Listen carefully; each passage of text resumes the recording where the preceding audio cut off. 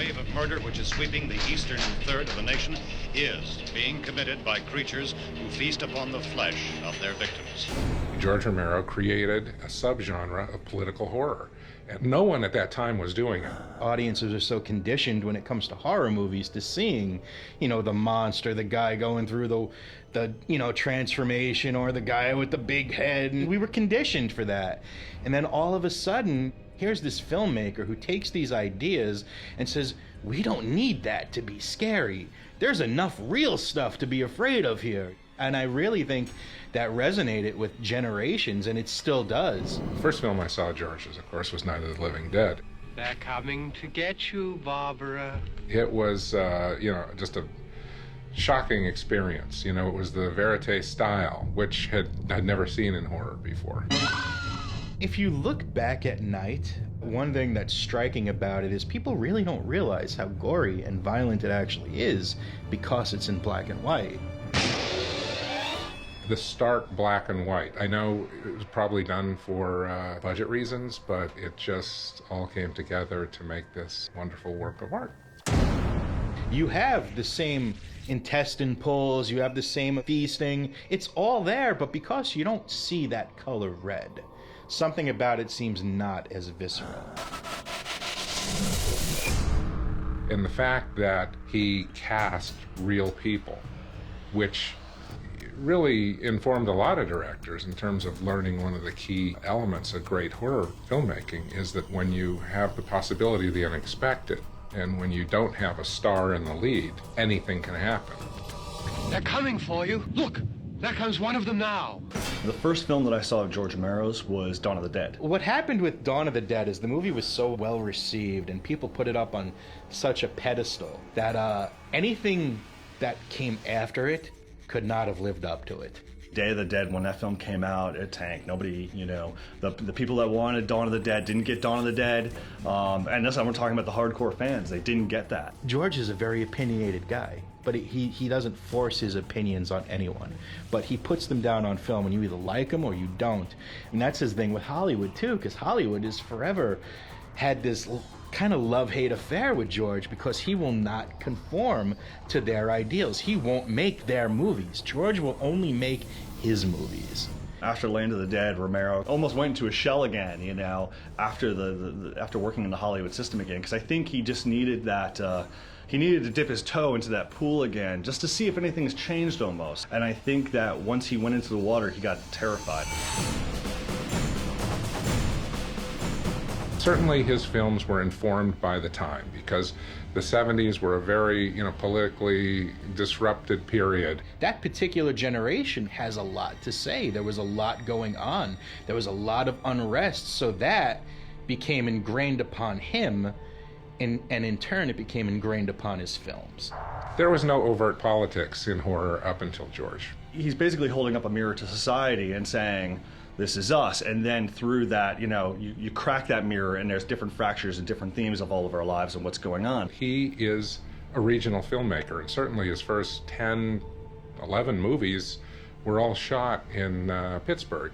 Not everybody comes from Pennsylvania, and it's a different kind of place. It's different than horror movies shot in LA or even Texas, and yet he did it, film after film. My family actually happens to come from Pittsburgh. And so, after I started watching the Romero films, I looked at Pittsburgh in an entirely new light. I think George is so on the cutting edge that sometimes it takes a little while for the rest of us to catch up with him. Not only is he a regional filmmaker, then not only is a horror filmmaker, but it's almost like in every one of his early films, the conscience of the film was portrayed by an African American. In Dawn of the Dead, his hero was a black man. In the Crazies, the conscience of the story is the Colonel, who's this black army colonel who is basically given orders to lay waste to the town, and it's not sitting well with him.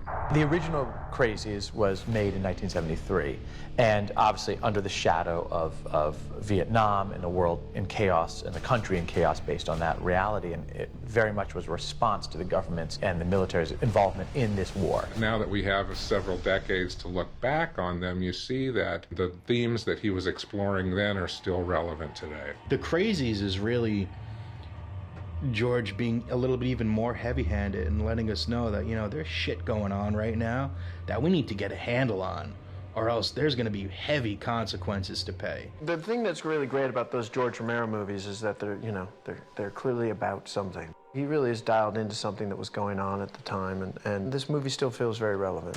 When the Crazies came out, there was such a counterculture, F the government kind of thing going on, that he was like, you know what, let me make the government the bad guys. Like all great filmmakers, he's working in this niche, which is horror. And yet, at the same time, he's trying to express himself. And I shouldn't be speaking for George, but just as a fan watching his movies, I can tell you that he's making a political statement with this movie. And it's a fascinating political statement about the government just abandoning this town, essentially, and letting mayhem rule. With the Crazies, he just upped the ante a little bit. He said, okay, now these aren't supernatural creatures. These are your aunt, these are your uncle, these are your friend, these are your parents.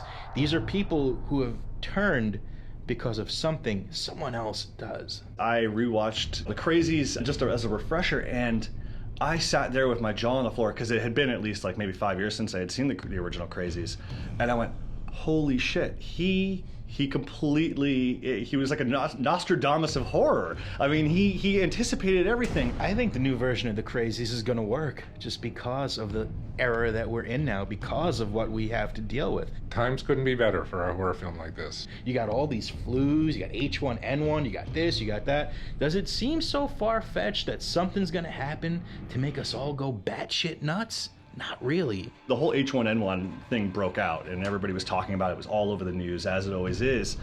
I went, okay, now this is a test of the Crazies. Let's see how the government handles this. And at the beginning you're like, okay, great, they got everything handled, they're already working on a vaccine, there's other countries getting involved, and then you get news, we don't have enough. And you're like, holy shit. Again, it's Romero, Romero knows. For a remake to work, you have to bring something new to the table while still honoring the source material. The Crazies remake story is so strong. It's like Invasion of the Body Snatchers in the sense that you can keep remaking an idea like that and it'll keep becoming, a very in the here and now. The Crazies is one of those stories that could remain timeless because there's something about that happening. I mean, it could have happened back then, it could happen now, it could happen 2 years from now. Horror is eternal. I mean, it ebbs and it flows. There are periods where it's in vogue and periods when it's not. Right now, we're kind of in a wave when horror has been very popular. I think we're living in a time where it's like Universal did their Universal Monsters, and then Hammer came along and went, we're going to punch this up a little bit and take those monsters and do it our way. I think, again, we're now in that next generation where those guys, our guys are now saying, let's take the modern boogeymen that we grew up with and punch them up a little bit. And it's safe, it's familiarity, that always works in Hollywood. George, I don't think he's ever played anything safe. You don't know where he's gonna go, that's one of the most brilliant things about him is you'll think he's gonna do one thing and then all of a sudden he's doing something completely different. He loves experimenting. Do I think he's going to play it safe and just make zombie movies? Absolutely not. We've got so many problems now, and I think one that he could possibly tap into, which almost seems like more Oliver Stone territory, is the financial system, But Romero would find a way to somehow turn that on its ear and make it horror.